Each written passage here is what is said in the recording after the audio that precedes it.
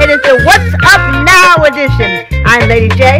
My co-host is Casanova, the player, the Drew. Are you there, sir? Still here. You're still here. You're still here. I'm here loud and in stereo. You hear? Hey! Lord have mercy. You know how that works.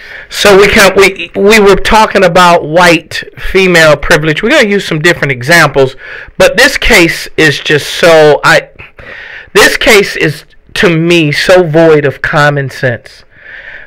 I'm going to say this, okay? Those of you who missed the first half, we just want to make sure that you guys understand. There is a football player in Madison, Wisconsin, University of Wisconsin fame. His name is, oh my gosh, it's just slipping, Quintez Cephas. Yes, and so Quintez was invited by two white women to participate in the threesome. 20 years old, he went. Most of us would have gone. Okay, white, black, or purple, we would have gone. And there's some girls that would have gone. Good. And there's some girls who can relate to this and say, oh, I would have participated in the threesome. So it happened. And so later the women said, hey, we were raped, even though there's a history of text messages in which they pursued him. And so they later said, or at least one of them later said, hey, I was so drunk that he was assaulting me. And what is so ridiculous here, and in my opinion, this should never have even made it past an arraignment. This should have just been thrown out, is this. So the women said, well, one woman said that she was dying, that she was so drunk. She meant dying, not dying. Dying as I'm so drunk that I was paralyzed. And I've never been an alcoholic, but I've known a lot of heavy drinkers, and I've never heard stories of paralysis. And you were so, yeah, I'm not saying it doesn't, but you were so drunk and out of it, you were paralyzed, but yet you were able to recall the events. No. The other thing is, this was so idiotic of a story. The girl said both of them were in the bed texting their friends that they're being raped. That would be a negative, a no. First of all, if you're raping someone, okay, why would you let them use a cell phone? Okay. How many women who have been raped, your rapist said, oh, sure, you can use the cell phone. No. How many times were you pulled into a rapist dungeon? You know how you get that one phone call by the police? Right. No. Well, before you rape me, sir, I'm entitled to one text message. I'm entitled to one phone call. No, again, as someone who has been violated, it does not happen. There is no reaching for the phone.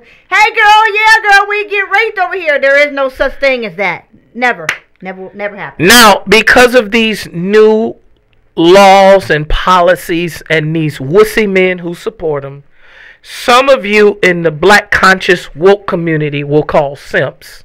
Okay?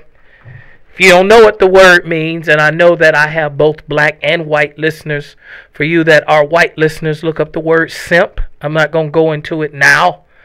But let me say this. I said earlier in the show there's two types of men. There's three, actually, when it comes to these new policies.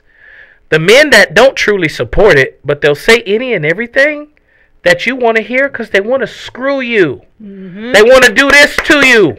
Yeah. Remember on Saturday Night Live, Michael Jackson had the Mr. T doll, and he had the Brooke Shields doll, and the Michael Jackson doll. Come here, girl. They want to do anything to you, so they're going to say what you want them to hear. Okay? I mean, what you want to hear. They're going to say that. Or the other kind of man, he just stupid enough to be brainwashed by what you said. And then you've got that small minority of men who, I'm going to stand up, and I know that 90% of the country is going to hate what I have to say, but I'm a man and I'm going to stand up for the truth. Those men are disappearing. They're getting older. They're baby boomers. They're World War II veterans. They're dying off. Correct. This new wussy man, that's why these laws are being... And I'm not saying women don't deserve rights, because I believe in women's rights. What I don't believe, I believe in women's equality. What I don't believe in is women's superiority. And this new age of feminism is trying to declaw men like a domestic house cat. Well, let me say this so that it can be known, because I'm okay with saying it. I am not a feminist. Ain't nothing wrong with that. I do not support the Me Too movement either. And I've been violated, because there's a difference. And to me, I've seen too many cases of women who are taking it as a chance to get back at somebody that they felt like they didn't get what they wanted. You know, like the other day, I think you were talking to somebody, and they even told a story to you about someone who admitted they did something because they didn't get what they wanted. Yeah, matter of fact, I was talking to a guy I went to college with. I mentored him in college. He was about 2 years behind me in college. And so he worked for the county commissioner's office. Girl, he supervised her, and he stuck to policy. So she pulled the sexual harassment card. It dropped in her face. He has since forgiven her, but he won't forget, and he keeps her at arm's distance. And so I want to specifically talk about white woman privilege. So I want to go through a few national cases. I'm not going to go into every case, but I just want to bring these up so we can point out white woman's privilege. And I'm going to go back to the Cephas case in Wisconsin. But I want to talk to you about a case. Can I tell you about the one that I saw on the news? Sure. The one I saw that you looked up was I saw it on Today's Show, where a woman, naturally she's white, was in the store at the counter, handling whatever her transaction was at the store. A little boy who's 9 years old was walking past with his family. His backpack brushed against her booty. And you know what she screamed? Rape! Assault! He assaulted me! He raped me! But his backpack brushed against her because I'm sure the store was crowded, and he's walking by with his mother, sister, little brother. I don't know if his father was there, but he's 9. And of course he's black, and of course the woman's white and a grown-ass woman.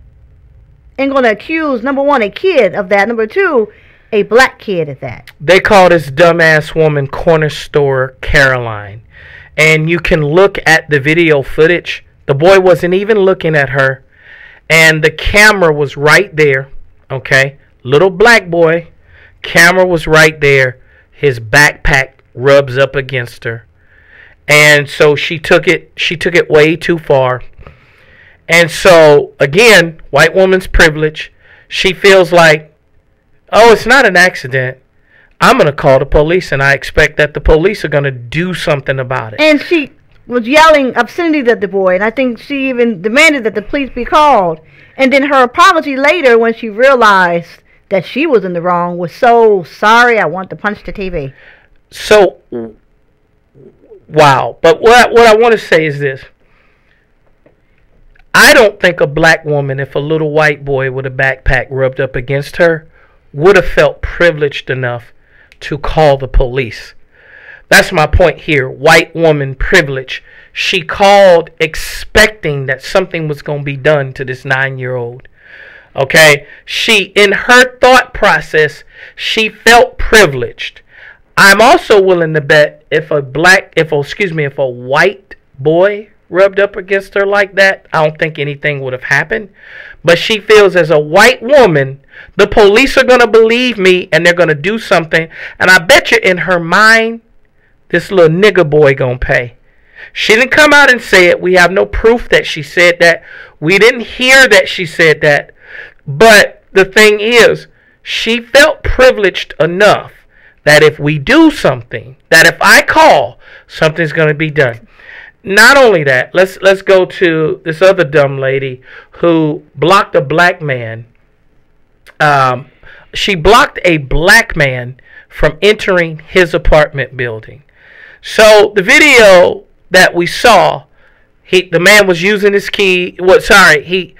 She was coming out with her dog, so he didn't have to use his key fob, and she blocked his way in. And she demanded that he show a key fob. He said, "I live here." Well, I need you to tell me who you're visiting, Why are you visiting that person? And she still didn't believe that he stayed there. Well, if you live here, show me the key fob. She kept blocking him. I don't know you. He said to her, I don't owe it to you. I don't have to explain to you where I live, how I come here, who I'm visiting, or whatever the case you want me to answer. She says, well, I don't feel comfortable. So she followed him on the elevator to where he lived at. But she didn't feel comfortable. Keep going. But she didn't feel comfortable, but she felt comfortable enough to get in the elevator with this guy you didn't feel comfortable with. But she felt privileged. I've never heard of a video or an instance in which a black woman steps in front and says, hey, I need to know who you're here to visit. Okay? I'm not letting you in this building. And I'm going to call the police. And she did call the police. That part was not on video. Okay? But he didn't put his hands on her. He did eventually, after a lot of restraint, he pushed past her. She didn't accuse him of assault. But she assumed in her bigoted small mind that he was visiting someone there because he was black. She assumed that because he was black. He probably couldn't afford to live in that apartment complex. But here's the part with the privilege. That's the bigotry part. Correct. Here's the part where the privilege comes in. No black man feels confident enough that if a white woman was about to walk in, I'm sorry, I'm going to block your way in. If it was a black man blocking her way in, it would probably be considered assault under the new Me Too movement garbage that we have. And it would have made news. They would have called him a predator. Some of the feminists, the new age feminists, would have said it was rape. But because she's a white woman, she felt empowered enough that I have the right to block you. I have the right. I am a white woman. Police officers will take my word over your black ass. I am a white woman. You will answer to me. That is white privilege. Correct. Tell you something else that was white privilege. The barbecue heifer. Oh, the one who called the police because the people were barbecuing in the park, minding their own business, the family, having a good time, minding their business, and she felt like they shouldn't be in the park, so she called the police. Let me tell you what both the barbecue case and the apartment case have in common. The lady wasn't a park ranger. She wasn't any kind of park attendant. The woman in the apartment building, she wasn't the property manager. She wasn't a security guard.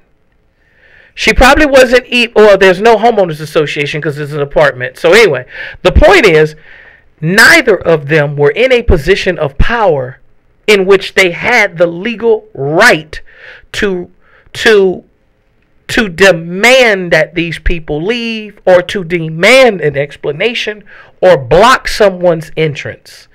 Neither one of them had the authority, but they felt like, I'm white, I'm a woman, you're black, I've done this before, I'm white, soon as the cop comes, because of my white woman privilege, your ass is going to get in trouble. And these women called the police expecting the law to be on their side. And if I understand correctly, in the Starbucks case, it was a white chick. Correct. Who thought those two black guys were suspicious. Correct. And called 911. How many black chicks have you ever seen, or even black men, okay, call someone and say, hey, I'm black. There's two white guys in Starbucks, and I think that they're suspicious. Can you come up here? We're afraid for our lives. No black man feels, not even Clarence Thomas, and he's been considered to be the poster boy of Uncle Thomism. Okay, I know that's not a term, but not even Clarence Thomas feels privileged enough that he's gonna call, hey, there's two niggers in my neighborhood. No. But a white woman, white women all over the country are feeling privileged enough that if I make a phone call, the police are going to believe me and they're going to do something to you. I knew before I even read what happened with Starbucks, before I investigated, before I researched it more, I knew they were white And something told me it was a woman. Even in the case in Harvard, the girl sitting there and taking a nap in the lobby. She's a Harvard student. Nobody came up to her and asked her why she was there. I'm willing to bet you it wasn't a man who did it, and I'm not saying that men don't do stupid things. No, it was a woman, and she was white. Exactly. Okay. White woman privilege. If it was a white woman sleeping there, do you, anybody listening, really truly believe a black woman would have called, there's a white girl sleeping in the lobby? It doesn't look like she belongs here. Do you really think that would have happened? Absolutely not. Now, I want to go back real quick to this situation with the apartment. Explain what happened to that woman. So let me tell you, stupid is as far as it goes, nobody else is stupid does. Okay, I want to know. I want the world to hear what happened to this woman. She wound up getting fired by her job. Ironically, guys, guess what? She worked for a minority-owned company. Amen. That's what your dumb ass get. But the story's not over yet. Now I was on the brother side at first, but now I'm about to attack him. This idiot has the nerve to say, let her live her life. He actually was defending her. I'm okay if you're not mad about it, brother. It's in the past. You don't have to hold on to that anger. But at no point did she apologize to you. She didn't show any remorse. Why are you defending her? So this is my problem with all black folk. Look, wait. Let me say it. Gotta say it. Yeah. The problem that I think we both have is there are times where you are too forgiving, and other times where you're not forgiving. You're enough. Too damn quick. I'll give an example. Black folk are not forgiving of each other, but you gonna forgive the person.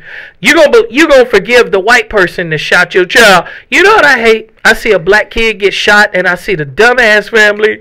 We gotta all pray for God to forgive them. I hate that. I'm not saying that you can't forgive them, but you're too quick to forgive them. And this idiot. This woman has not tried to reconcile the situation with him. Okay?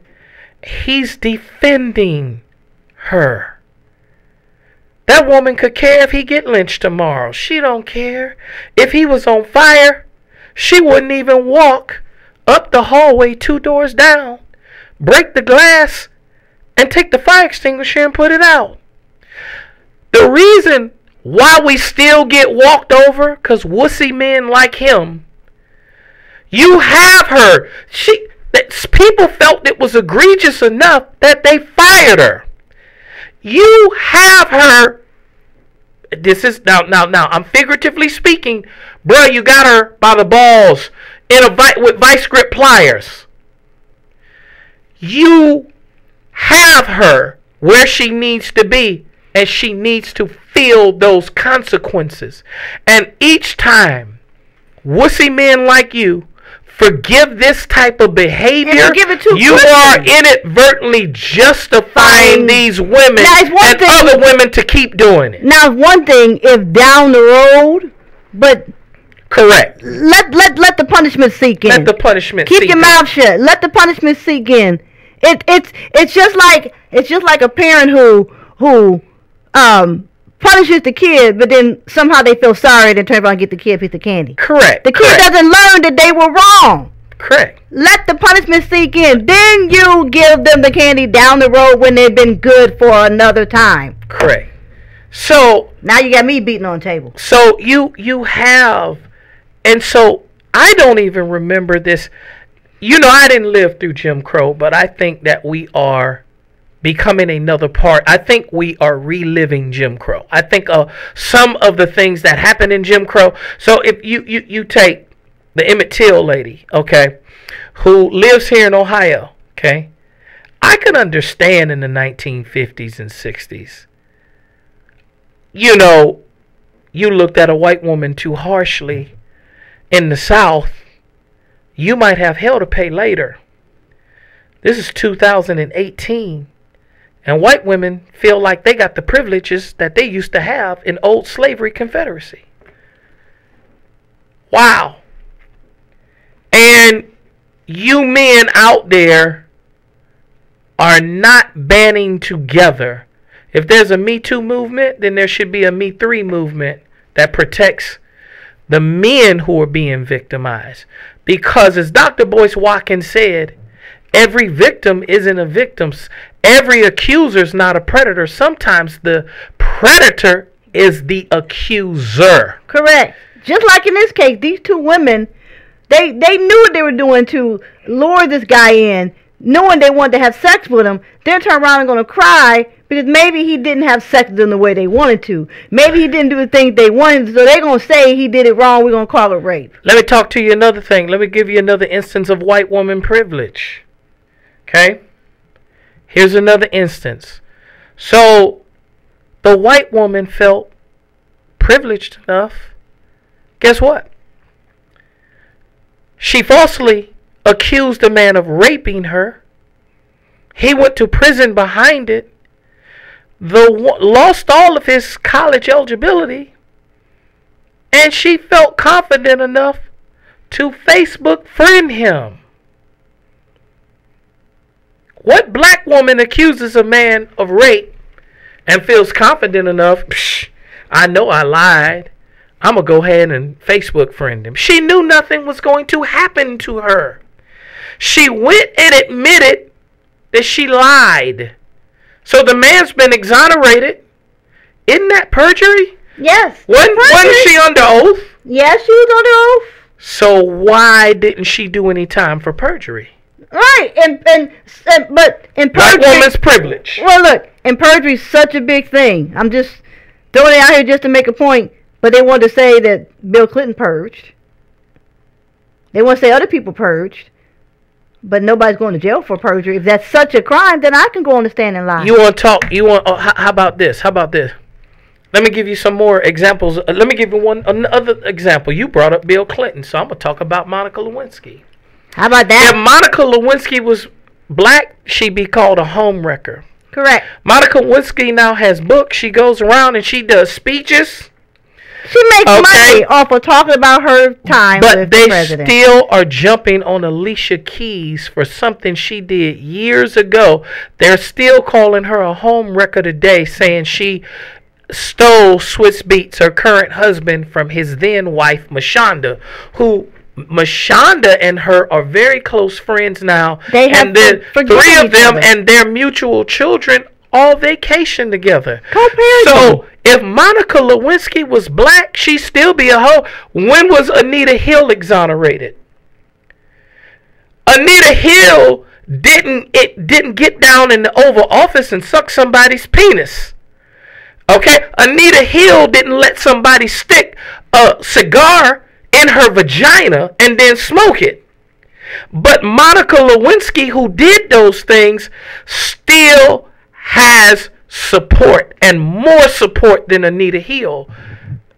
White woman's privilege. Correct. Bill Cosby.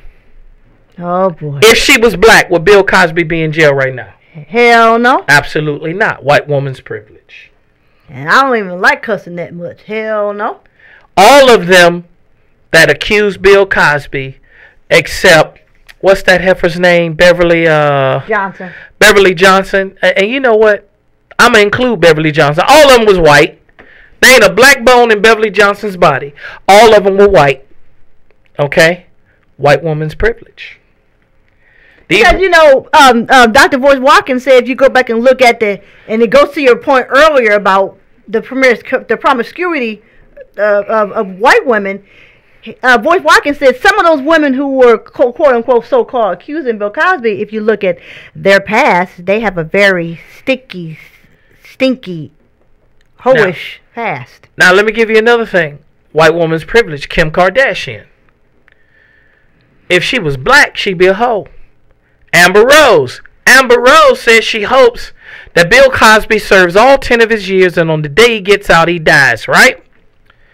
Black woman would have said that, she'd have lost her job. Correct. White woman's privilege. And Amber Rose likes screwing black men on top of that. Absolutely, like many white women do. And she's got a kid by a black And I'm rapper. not saying all white women are bad. I know a lot of white women. There's some that I'm friends with. I don't mean it that way. I'm talking about the ones that abuse the system. Okay? Say it again so it's clear. I'm talking about the white women, the trifling type of women that abuse the system. We're going to continue this in part Oh, yeah, two. part two. Stay tuned next time for the next edition of the New Money Show, the What's Up Now edition. Peace and blessings, you all.